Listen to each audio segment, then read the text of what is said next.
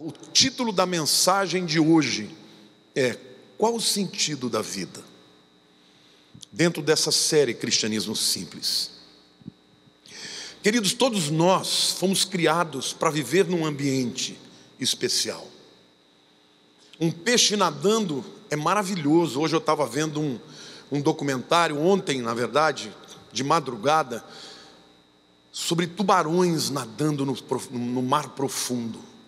Que coisa majestosa, que animal lindo, né? Que peixe extraordinário. Um tubarão fora d'água morre. Uma águia voando é belíssima, andando na terra é desengonçada.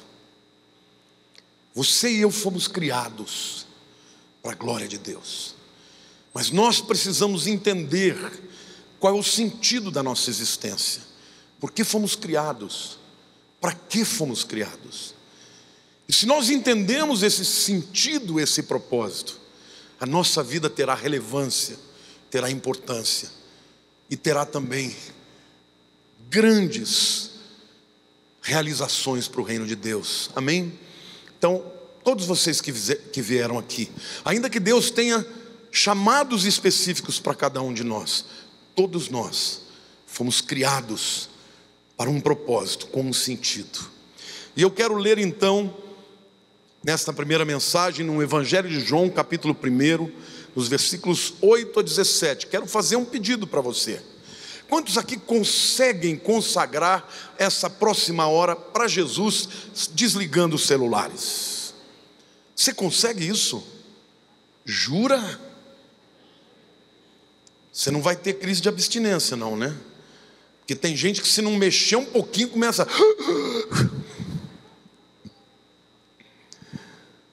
É verdade, porque essas coisas viciam. Estou dizendo isso por quê? Porque eu pedi para você trazer a sua Bíblia. Ainda existem Bíblias de papel, viu, gente? Embora a gente não use há muito tempo. Eu mesmo não consigo mais ler, mas é por causa de veieira, né? Mas leia na sua Bíblia juntamente comigo, porque não vai estar hoje no telão. A partir da semana que vem vai estar, mas hoje eu quis criar um impacto assim, para você ver que você consegue viver sem celular um pouquinho.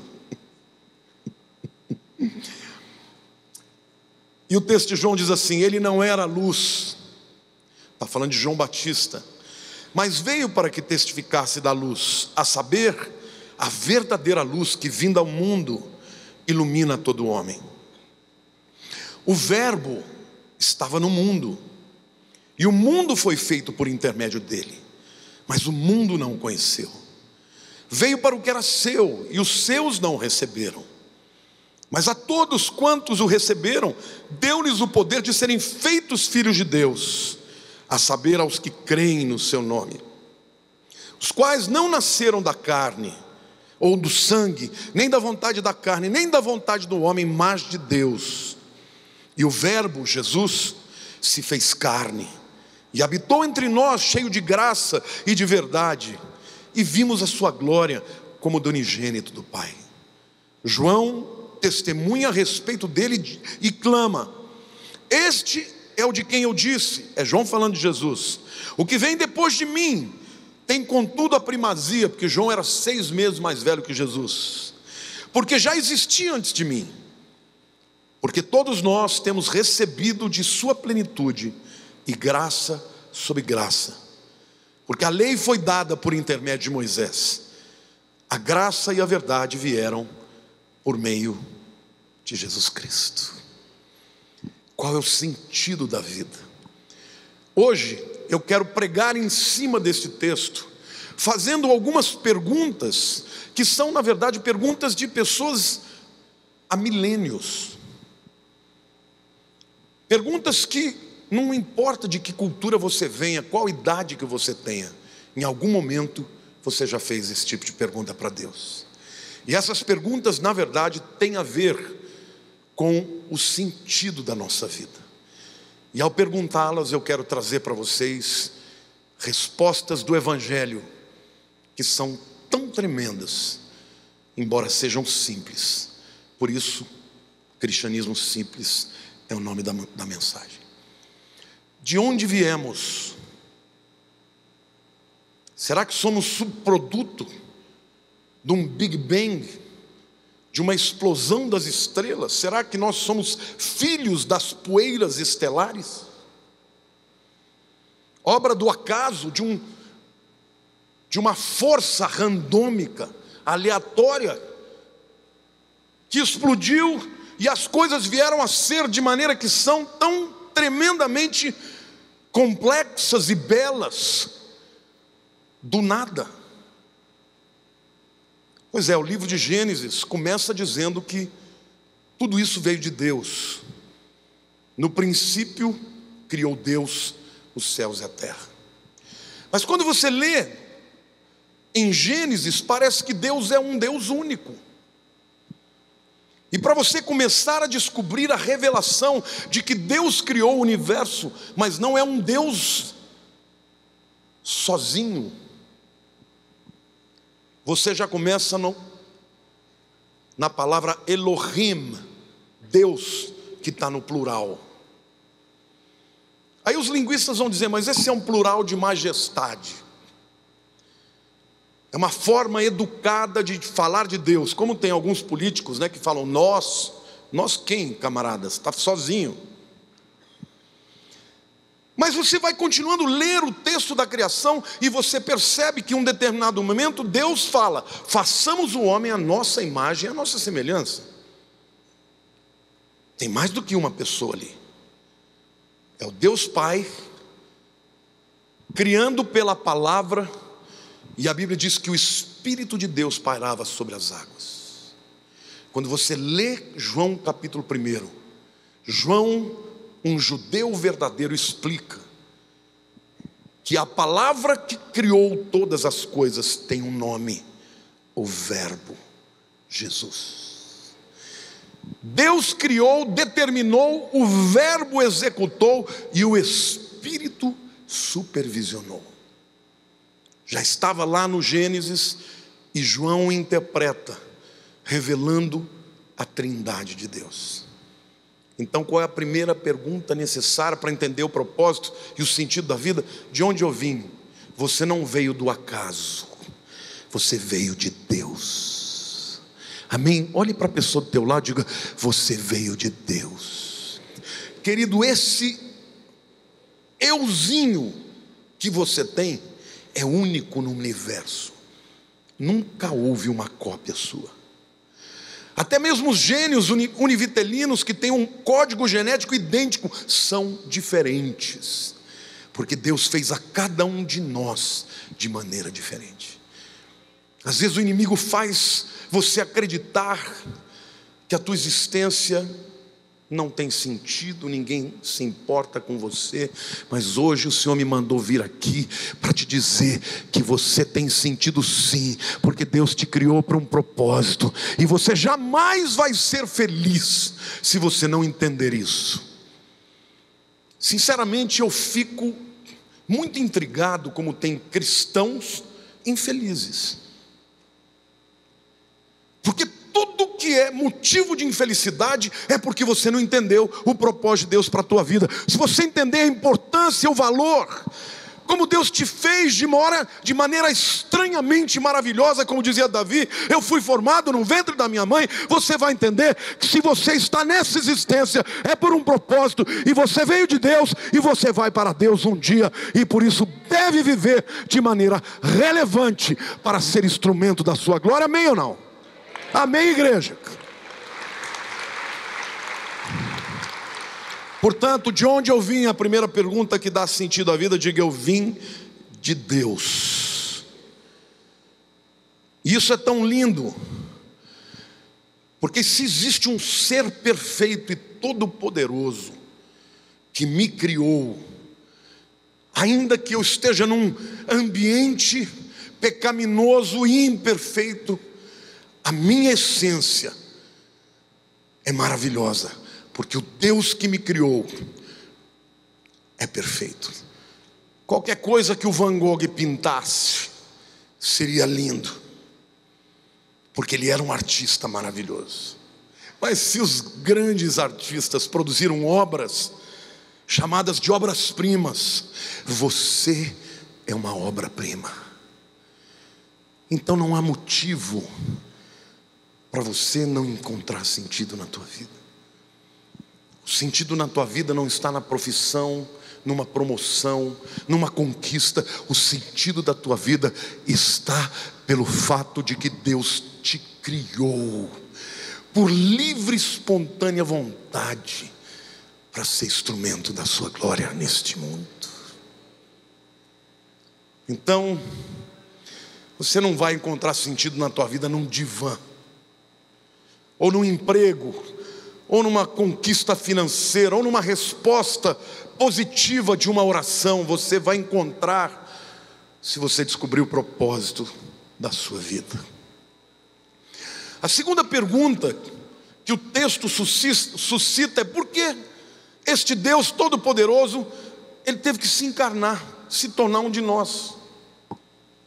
Aliás, quando João falou sobre isso, porque os evangelhos foram escritos para públicos diferentes. Mateus foi escrito para os judeus, e o texto de Mateus é todo voltado para o povo judeu, para mostrar como ele era o Messias esperado.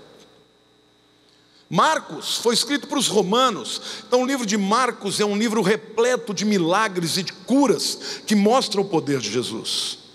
Lucas foi escrito para o advogado de Paulo, Teófilo, quando este estava em Roma, quando Paulo estava em Roma preso. Ele escreveu também o livro de Atos, e é um livro que tem muito mais preocupações na exatidão dos detalhes. Lucas era um médico, era um cientista, vamos dizer assim. Mas João não. João morava numa cidade cosmopolita, a cidade de Éfeso, uma cidade pujante, e ao seu lado haviam muitos filósofos com perguntas e inquirições como essa: de onde eu vim? Para que eu existo? Não é isso? Então João e Deus nos presenteia com essa carta maravilhosa, repleta de respostas para as perguntas da nossa alma. A segunda pergunta: por quê Ele encarnou? Porque foi necessário. No versículo 14 desse mesmo texto que lemos, o texto diz assim: e o Verbo se fez carne e habitou entre nós, cheio de graça e de verdade, e vimos a sua glória, glória como a do unigênito do Pai. E nos versículos 8 e 9, o apóstolo João, falando do João Batista, disse: ele não era luz, mas veio para que testificasse da luz, a saber, a verdadeira luz que, vinda ao mundo, ilumina todo homem. Então fica claro que Jesus veio para iluminar o homem. Romanos 1:21 diz assim: porque tendo conhecimento de Deus, não glorificaram como Deus, nem lhe deram graças, antes se tornaram nulos nos seus próprios raciocínios, obscurecendo-lhes o coração insensato. Há muita gente cheia de sabedoria humana, mas com a visão obscurecida. A mente está obscurecida, porque rejeitam a fé. E quanto mais recebem da luz e rejeitam a luz, mais negra se torna a sua luz. Menos conhecimento, menos revelação, menos discernimento. Para que Jesus veio? Para revelar a glória de Deus. Glória fala da essência de Deus, quem Deus é. Glória fala de luz, de fulgor, de refulgência. Para que Jesus veio, querido? Para falar para você quem é Deus. Certa vez Filipe falou para Jesus: Senhor, mostra-nos o Pai. E Jesus falou: Filipe, quem vê a mim, vê ao Pai. Quantos aqui querem saber como é o coração de Deus? Estudem na Bíblia o coração de Jesus, porque Ele veio para revelar o Pai. Amém? Então aquele Deus transcendente se torna um Deus imanente. Aquele Deus distante passa a andar no nosso meio. Foi para isso que Ele veio, para que o homem que não conhece a Deus, porque o pecado separou o homem de Deus, pudesse novamente entender quem é Deus E isso aconteceu através de Jesus. Agora, que coisa tremenda, né? O Criador dos céus e da terra veio ao mundo e teve gente que não o recebeu. Você conhece alguém para quem você pregou muito e a pessoa não quer de jeito nenhum? Conhece alguém assim? Tem ou não tem? Tem gente hoje assim? Sempre teve e sempre terá. E a Bíblia diz lá no versículo 10: o verbo estava no mundo e o mundo foi feito por intermédio dele, mas o mundo não o conheceu. E no versículo 11: veio para o que era seu e os seus não receberam. Olhe para a pessoa do teu lado e diga: você é um felizardo. Se você creu e você recebeu, você é um felizardo. Porque tem gente culta que ouve a gente pregar e parece que está olhando para o mundo, fica com uma cara de abacate, não entende. Com toda a inteligência do mundo, olha e fala: esse povo é doido. Eles vão ver quem é doido depois. Diga assim: eu já criei. Querido, você já creu em Jesus? Você já abriu o teu coração para Ele? Você é um felizardo. Teu nome está escrito no livro da vida. Os seus pecados foram perdoados. Você deixou de ser um bastardo e se tornou filho de Deus. Amém? Glória a Deus, irmãos. Foi para isso que Jesus veio. Para revelar ao mundo um Deus maravilhoso. Um Deus que não tem prazer na morte do ímpio, ao contrário, que ele se arrependa e viva. Um Deus que não veio para condenar, mas para salvar. Agora, você que é um cristão, não pode andar nesse mundo com cara de abacate. Não sei porque eu usei abacate. Podia falar cara de bucha, de maracujá. Você tem que andar nesse mundo, irmãos, com cara de manga, doce, saborosa, suculenta. Por quê? Porque é isso que você é. Um filho de Deus. Amém? O que dá sentido à vida, então, descobrir o propósito da nossa existência.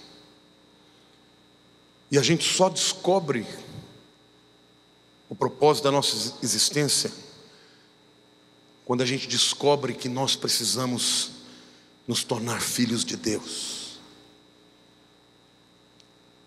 Antes de você ser de Jesus, você era como um peixe fora d'água. Foi criado para ter comunhão com Deus, mas não tinha comunhão com Deus. Pessoas que vivem neste mundo sem ter uma relação especial com Deus, jamais serão plenas e felizes. São pessoas que correm a vida inteira atrás de coisas, acham que vão ser felizes se encontrarem um bom marido ou uma boa esposa, ou quando ganharem na loteria, ou quando tiverem alguma vitória profissional. Isso tudo não te dará felicidade e plenitude. O que te dará felicidade e plenitude é um relacionamento real, efetivo, verdadeiro, com um Deus que te ama a despeito de quem você é.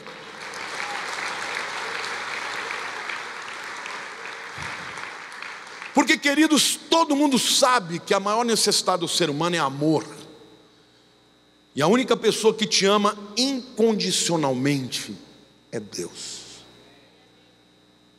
Ninguém, nem marido, nem mulher, nem pai, nem mãe te amam incondicionalmente. Se você pudesse se revelar quem você é, nem o teu pai ia te amar.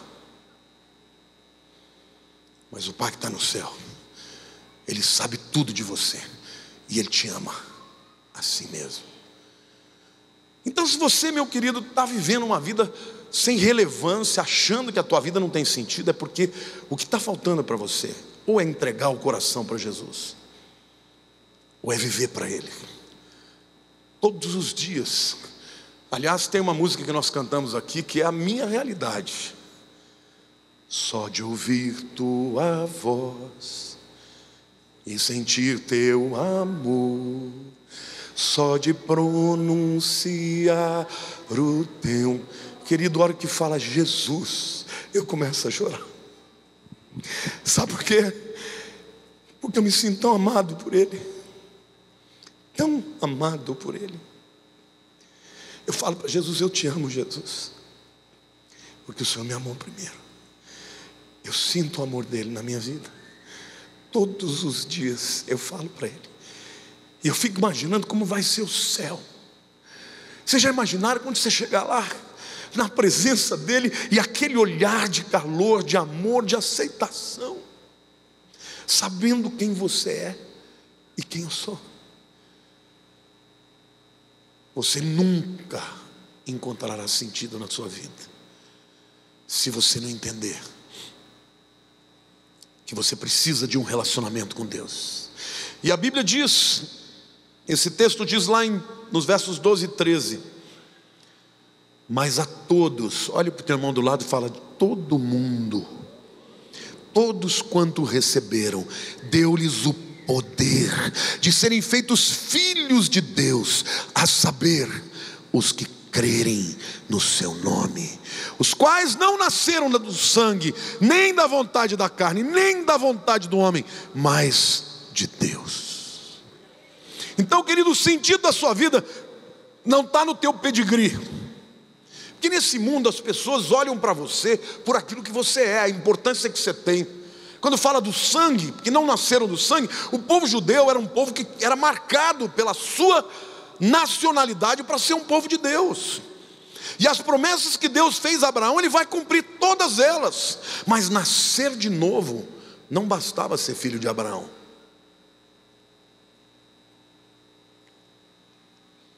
Não nasceram da carne, não tem pedigree. Querido, não é o teu pedigree.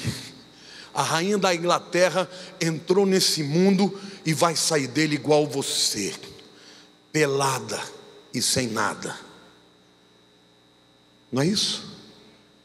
A gente entra nesse mundo nu e sai dele assim, porque você não vai levar nada daqui. A única coisa que você vai levar daqui é o teu relacionamento com Deus. De onde você partiu, você vai continuar. Não é lindo isso? De repente os seus olhos vão se abrir e o teu relacionamento com o Senhor vai ser muito mais profundo a cada dia que passa.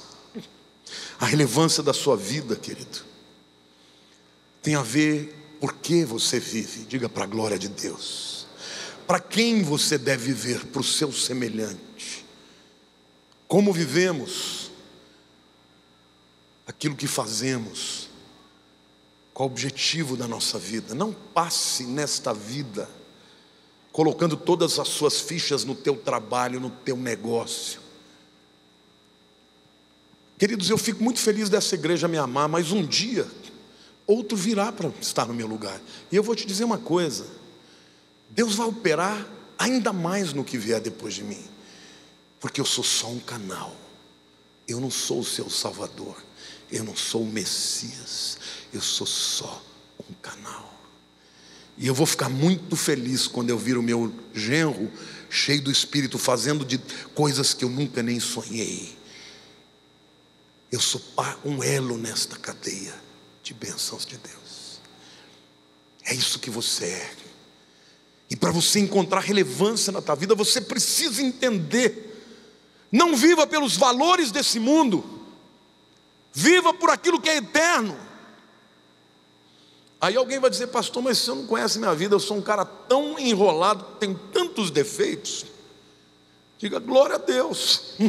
Pela graça sois salvos, mediante a fé. Isso não vem de vós, é dom de Deus, não de obras, para que ninguém se glorie. Não vai ter ninguém que vai chegar no céu e falar: Deus, o Senhor fez muito bem em me salvar, porque eu mereço. Não, meu irmão. Antes de mais nada, você vai estar no tribunal de Cristo e vai ver a tua vida passando. Até os pecados que você nem se lembra vão estar lá na tua frente. Aí você vai falar: Deus, como é que eu cheguei aqui? Pela graça. Pela graça. Então, meu querido, vamos combinar uma coisa: para de julgar os outros. Você não é ninguém para julgar ninguém. Você é um pecador que foi salvo pela graça de Jesus. É Ele que merece a honra e a glória. Amém. Deus te chamou, não te chamou para julgar ninguém. Deus te chamou para ser um portador da boa notícia, do evangelho da graça e da salvação. Somos imperfeitos. Eu li, durante esse período de férias, eu li um livro muito interessante chamado The Gift of Imperfection. O dom, ou os dons, The Gift of Imperfection, os dons da imperfeição. Eu achei interessantíssimo o título. Por favor, lê esse livro. E num dos capítulos, o capítulo falava sobre coragem, compaixão e conexão. E eu fiquei pensando, como isso é a pura verdade. Quando eu vejo uma pessoa assim, se achando, irmãos, apontando o dedo para os outros, falei: coitada dessa pessoa, vai sofrer. Olhe para o teu irmão e diga assim: quando você vê alguém julgando, tenha pena, porque vai sofrer. Sabe por quê, meu irmão? Porque a gente é humano e a gente aprende quando sofre.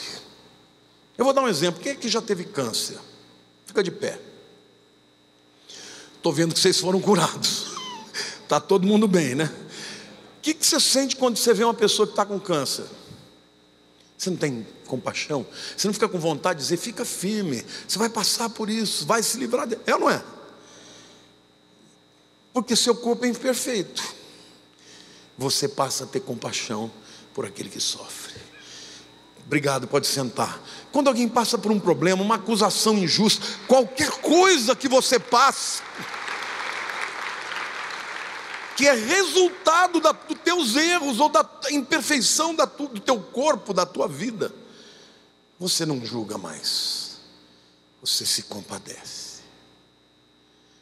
Não é isso? Eu me lembro de uma pessoa que via criança gritando e berrando e falava: esses pais não educam essas crianças, queria ver uma criança dessa na minha mão. Aí ela teve o filho dela, e a filha dela era mais gritona do que todo mundo.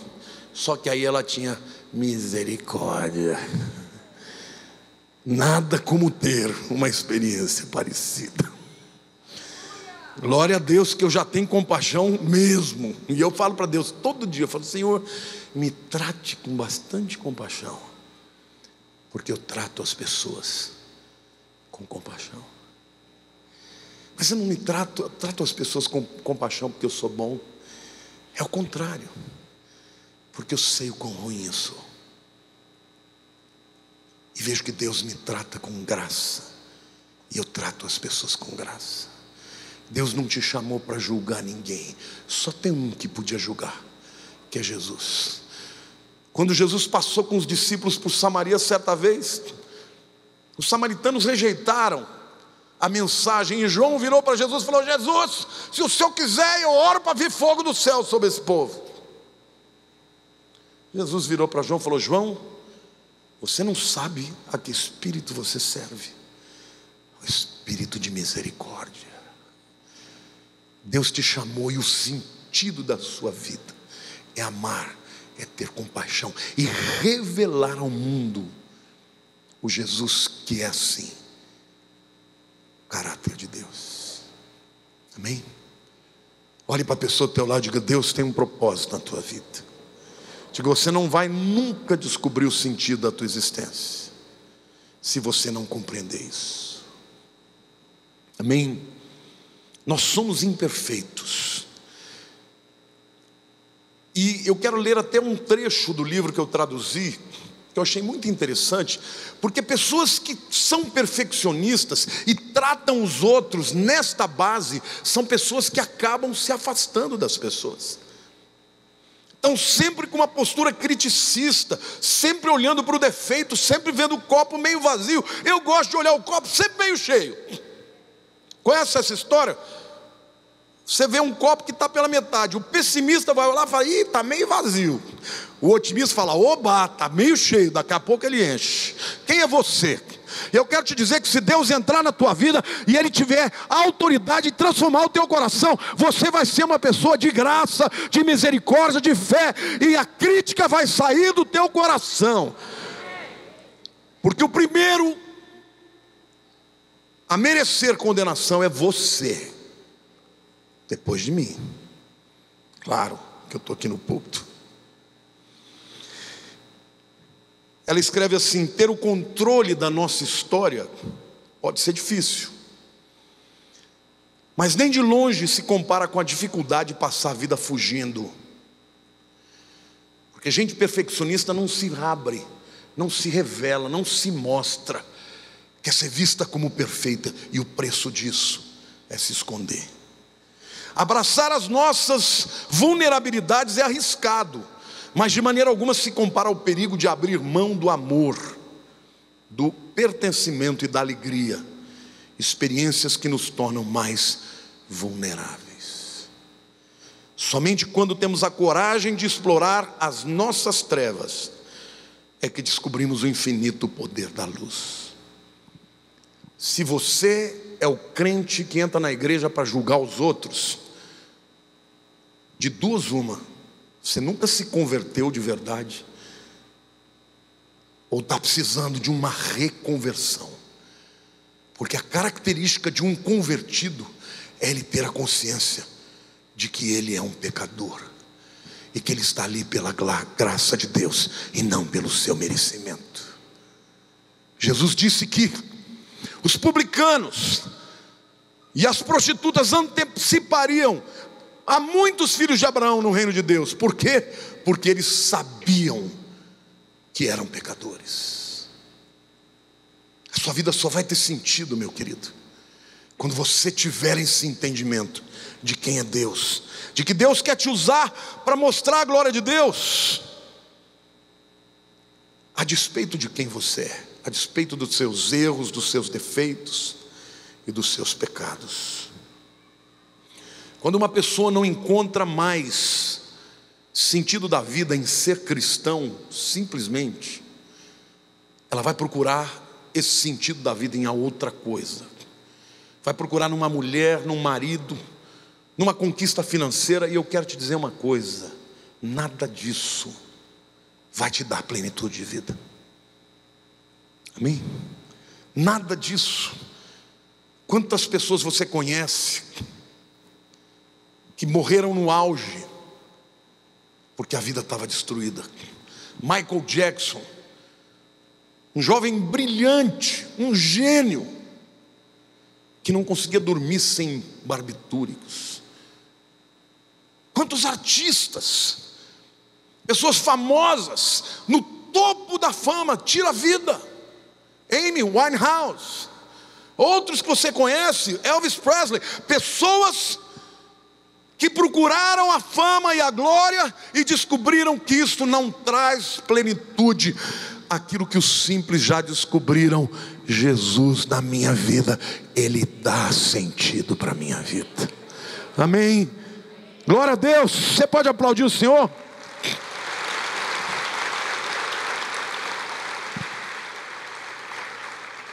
Mas esse texto também me responde uma outra pergunta. Tudo bem, pastor, você está dizendo para que eu encontre sentido, eu preciso me tornar um filho de Deus. Mas como é que isso é possível? O que a Bíblia diz sobre você se tornar um filho de Deus? E os versos 11 a 13 diz: veio para o que é seus e os seus não o receberam, mas a todos quanto o receberam. Diga lá para a pessoa ao teu lado: veja aí, receber. Deu-lhes o poder de serem feitos filhos de Deus, a saber, os que creem no seu nome, os quais não nasceram da carne. Diga assim: filho de crente não é crente, filho de salvo não é salvo. Salvação não é transmitida no DNA. Os quais não nasceram da vontade da carne. Deixa eu dizer uma outra coisa para você. A palavra de Deus está dizendo claramente que a sua inclinação não é para o bem, é para o mal. A tua carne nunca vai te levar para Deus, sempre para longe dele. Então não tem ninguém aqui que um belo dia, disse assim: eu sou pecador, eu reconheci isso, eu quero ser filho de Deus. A minha carne me manda para isso. Não, a tua carne vai mandar sempre para o pecado. Você não nasceu nem do sangue, não é pedigree, nem da vontade humana. E ele diz, nem da vontade do homem. Puxa vida, então como é que isso acontece? Lá na eternidade, a Bíblia diz que Deus te conheceu. E aos que conheceu, predestinou. E aos que predestinou, chamou. E aos que chamou, justificou. E aos que justificou, glorificou. Queridos, eu não vou entrar nessa discussão teológica, se é calvinismo, se é arminianismo, se eu que escolho ou se Deus que escolhe. O que a Bíblia diz que Deus lá na eternidade falou: eu vou criar aquele indivíduo e eu vou tornar ele meu filho. Porque a Bíblia diz que é pela vontade de Deus. Deus te escolheu e Ele te ama, e Ele desejou fazer de você um filho. Tem muita gente que deseja um filho, só que quando o filho nasce, não é bem aquilo que ele queria. Tem gente que deseja uma menina e nasce um menino. Tem gente que deseja um filho bonito e nasce um feinho. Não é? Os pais humanos podem nos rejeitar, irmãos. Você foi feito igualzinho Deus queria. Ele desejou. Você entrou nesse mundo porque Ele assim quis. E um dia Ele falou: eu vou fazer desse que eu fiz nascer no mundo físico, eu vou tornar meu filho, e eu vou adotá-lo. E Ele vai simplesmente abrir os braços e dizer: eu o recebo. Quantos aqui receberam? Pela vontade de Deus que isso aconteceu.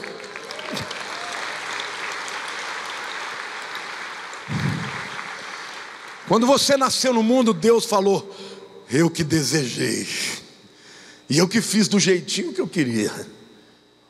Você pode encontrar sentido na vida, porque Deus te escolheu, Ele te quis. Você teve que aceitar. Deus criou todos os momentos para que isso acontecesse, mas em algum momento você disse: eu quero. Isso Ele não falou por você, foi você mesmo que disse. E a Bíblia diz, lá em Romanos 8, que neste processo, desde o conhecimento até a glorificação, porque começa na eternidade Deus te vendo e te escolhendo, e termina na glorificação, é quando você receber um corpo glorificado como o de Jesus, e nunca mais você vai pecar. Não é lindo isso? Que eu falo para Deus todo dia: Deus, que carne é essa? Que eu quero fazer uma coisa e faço outra. Por que, Deus? Que é a carne, meu irmão. Mas sabe qual é a minha alegria? É que um dia nunca mais eu vou pecar, porque não vou conseguir mais. Serei como Jesus é, porque Ele assim decidiu. Amém? Cutuca o teu irmão e fala: tá vendo o sentido da tua vida, irmãos? Que Deus está preparando para você é uma coisa linda. Você vai ser glorificado um dia. Ai, pastor, você está dizendo uma coisa heresia. Não, a Bíblia que está dizendo que o término da nossa história é a glorificação. Quando você for chamado, no dia que tocar a trombeta, você vai ter um corpo transformado e vai receber um corpo glorificado como o de Jesus. Vai ter refulgência, brilho, poder. Amém? Glória a Deus. No céu não vai ter pecador, no céu terão filhos. Agora a gente vai lembrar de onde nós viemos. Por isso, meu irmão, lá no céu, o apóstolo João, em Apocalipse no capítulo 5, ele diz que veio uma voz do céu que dizia: quem é digno para abrir os livros e quebrar os selos? E houve um silêncio no céu, porque ninguém era digno entre os homens. E ele começa a chorar muito, muito, muito. E ele ouve uma voz: não chores, porque o leão da tribo de Judá, a raiz de Davi, é digno de abrir os livros. E quando ele vê entrando na sala do trono, entra um cordeiro ensanguentado. O leão da tribo de Judá é também o Cordeiro de Deus que tira o pecado no mundo. E em seguida, todas as pessoas, os anciãos que foram coroados, eles se prostram diante do trono e apresentam as suas coroas e glorificam ao único que é digno de receber. Ao único que é digno de receber a honra e a glória, a força e o poder. Quem é Ele? Ao Rei invisível, mais real, a Ele ministramos o louvor. Que coisa linda, a igreja de Jesus, nós todos na sua presença, com roupas lavadas pelo sangue do Cordeiro, adorando aquele que venceu, aquele que nos arrancou dos impérios das trevas e nos transformou para o reino do Filho do seu amor. Irmão, não gaste a sua vida profetizando coisas ruins, criticando os outros, reclamando da vida. Abra a tua boca, adore ao Senhor. A tua vida só tem sentido quando você neste mundo se torna um adorador e conte as maravilhas daquele que te tirou das trevas para a maravilhosa luz. Amém? Então você se torna filho ao crer em Jesus e no seu nome. E como filho, meu querido, você recebe muitos benefícios. O primeiro deles é o acesso à presença de Deus sempre. Efésios 3, 11 e 12, aliás, eu vou ler dois textos que Paulo usa para fazer uma comparação ao período ritualístico do judaísmo. E ele diz assim: segundo o eterno propósito que estabeleceu em Cristo Jesus nosso Senhor, pelo qual temos ousadia, coragem e acesso com confiança, mediante a fé nele.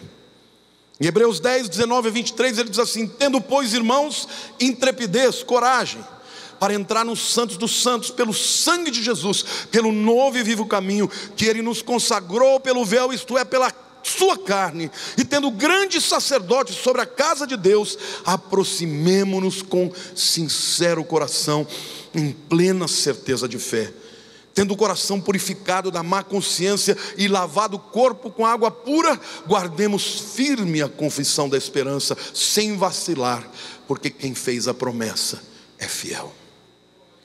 Esse texto de Hebreus é um texto que certamente o autor tinha na mente o tabernáculo.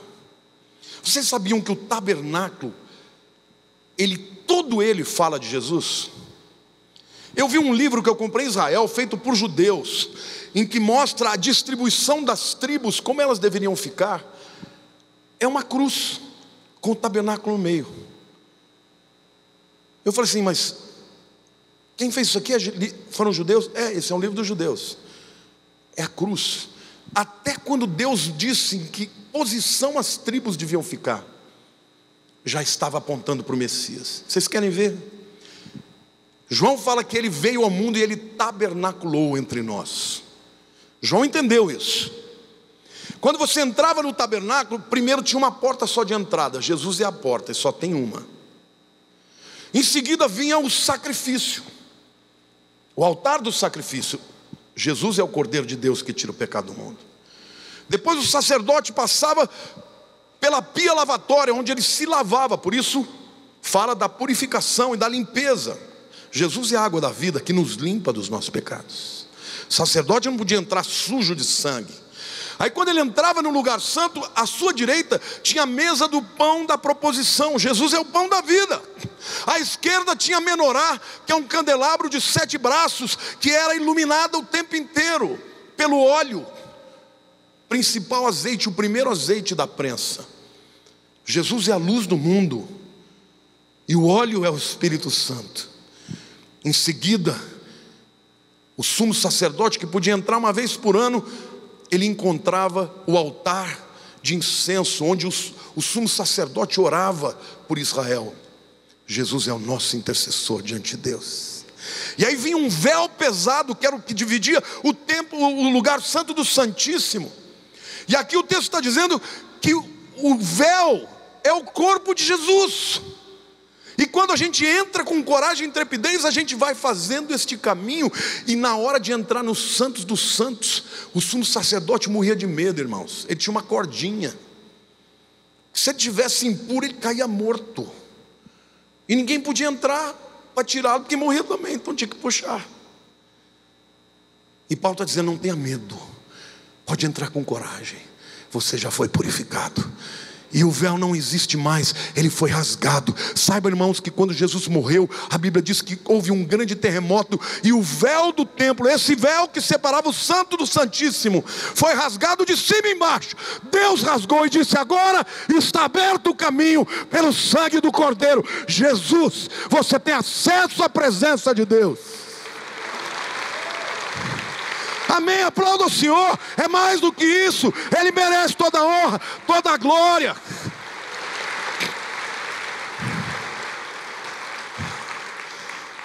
Que coisa tremenda, irmãos, que coisa linda você receber essa revelação. Todos os direitos de filiação, herança, acesso, perdão, misericórdia. Hebreus 4,16 diz: acheguemo-nos, portanto, confiadamente junto ao trono de graça. Você não vai chegar no tribunal de juízo, você vai chegar no trono de graça para socorro em ocasião oportuna. E Hebreus 10,23 diz: guardemos firme a confissão da esperança, sem vacilar, pois quem fez a promessa é fiel.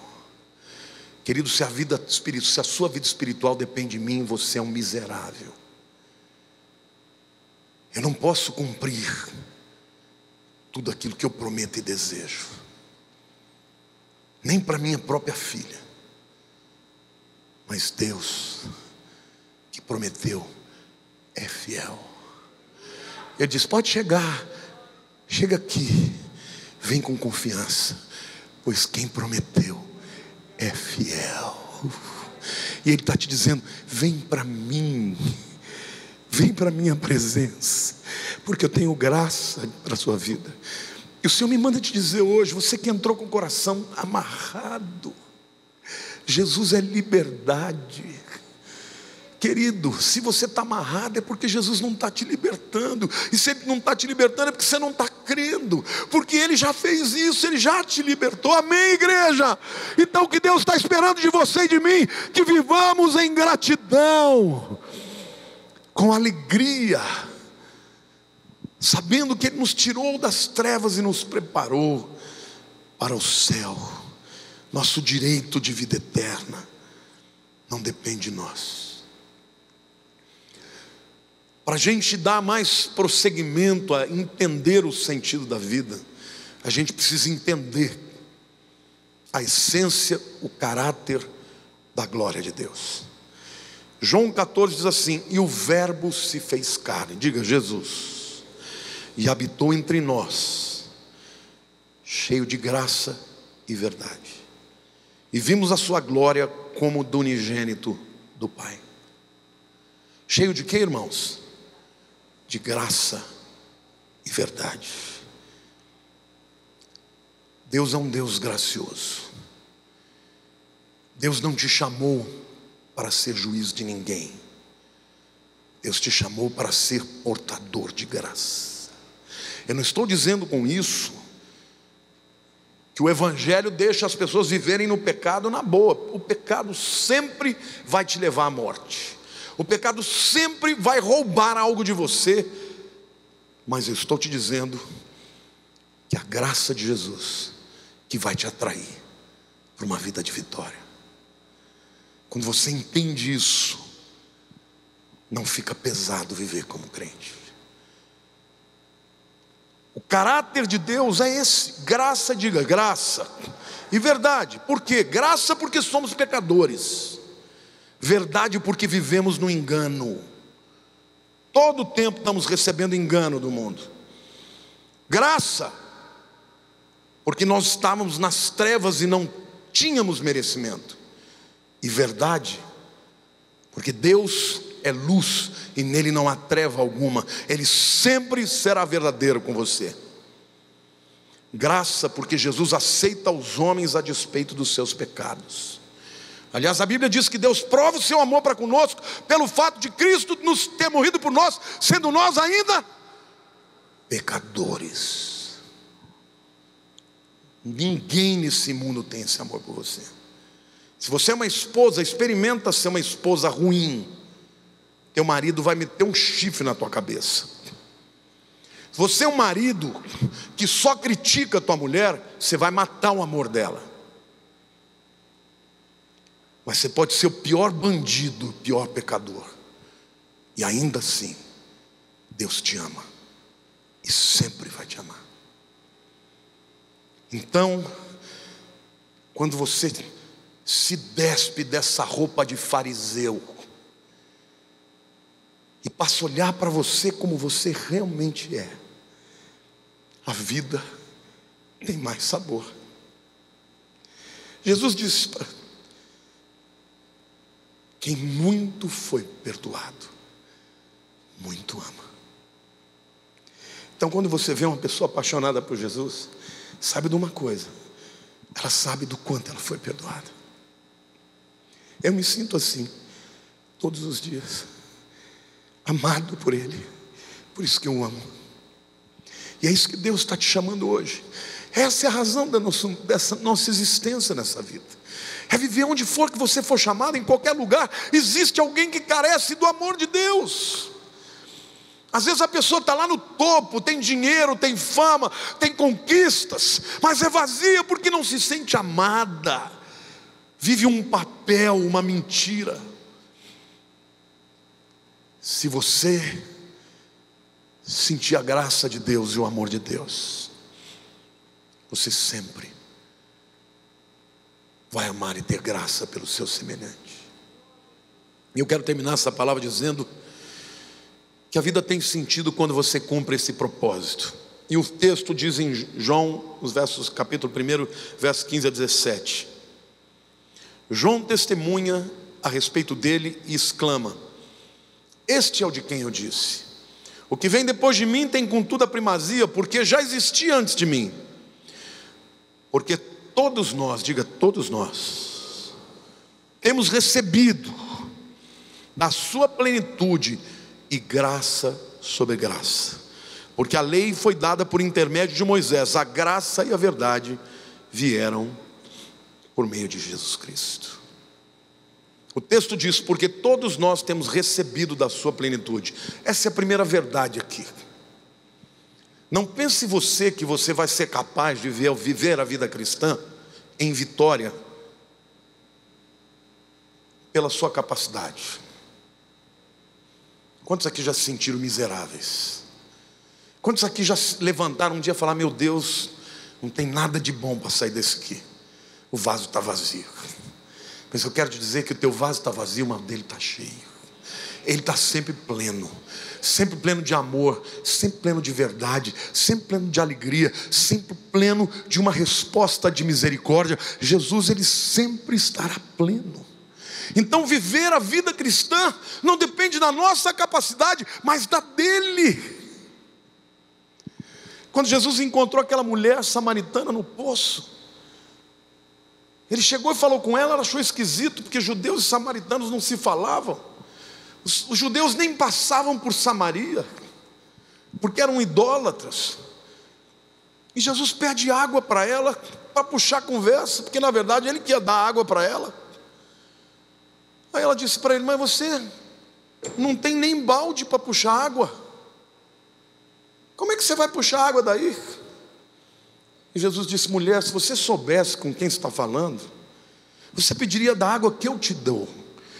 E a água que eu vou te dar que jorra para a vida eterna, vai te encher. E ela disse: mas você, judeu falando comigo samaritana, como é que pode isso? E que água é essa que você está falando?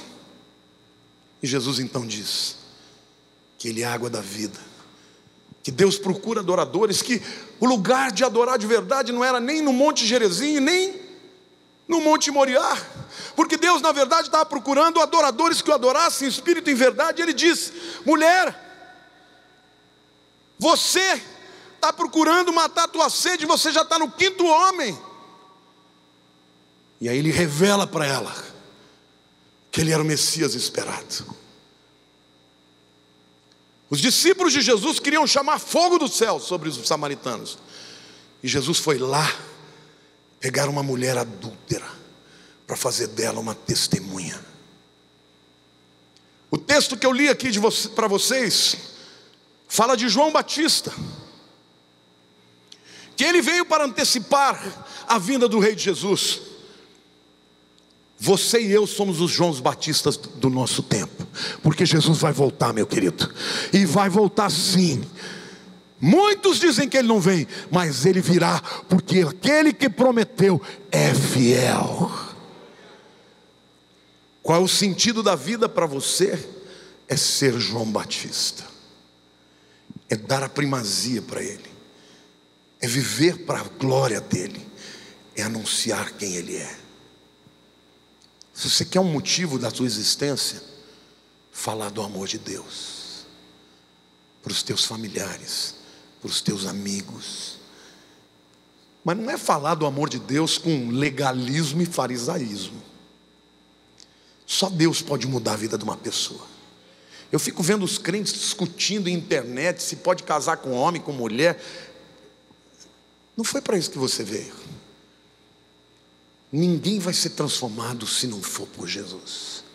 Alguém tem que se tornar primeiro dele, e depois o Espírito Santo vai fazer o trabalho de mudar o coração. Não é você. Nós não somos os guardiões, nem os defensores de Deus.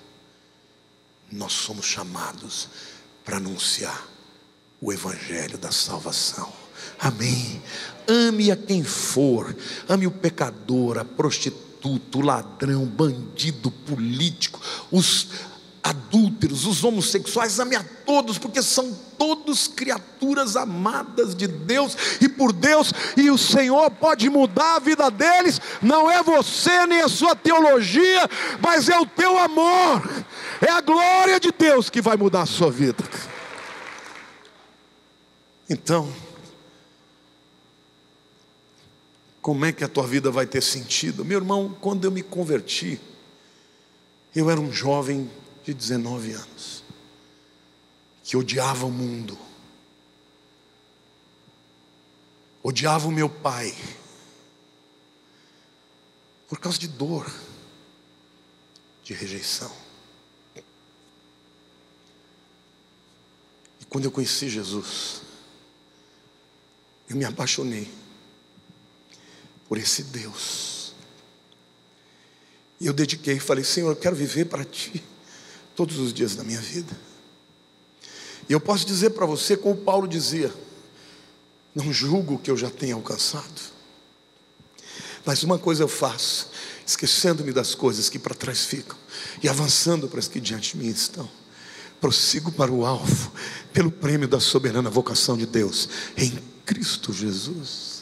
O meu alvo é Cristo, a razão da minha existência é Cristo. Eu vivo para Cristo, para falar do seu amor, e Ele precisa de você, porque você é o instrumento dEle neste mundo, para revelar o seu amor, a sua graça, a sua misericórdia.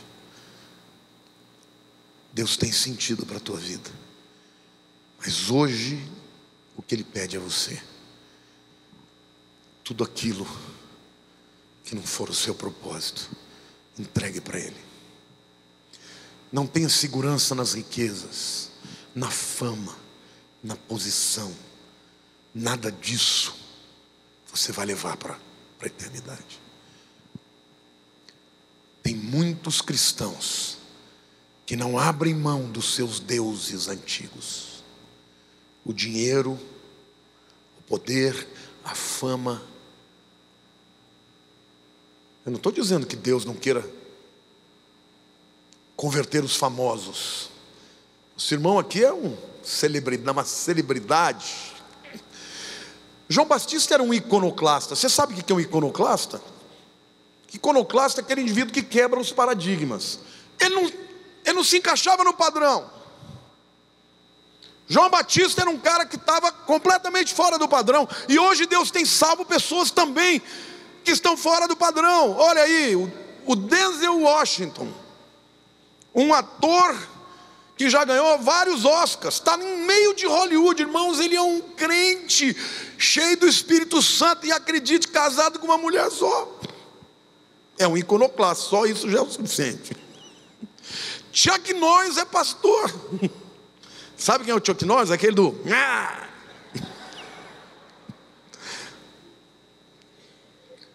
Pastor. George Foreman, campeão mundial de boxe, pôs muita gente para dormir, hoje está acordando as pessoas falando de Jesus.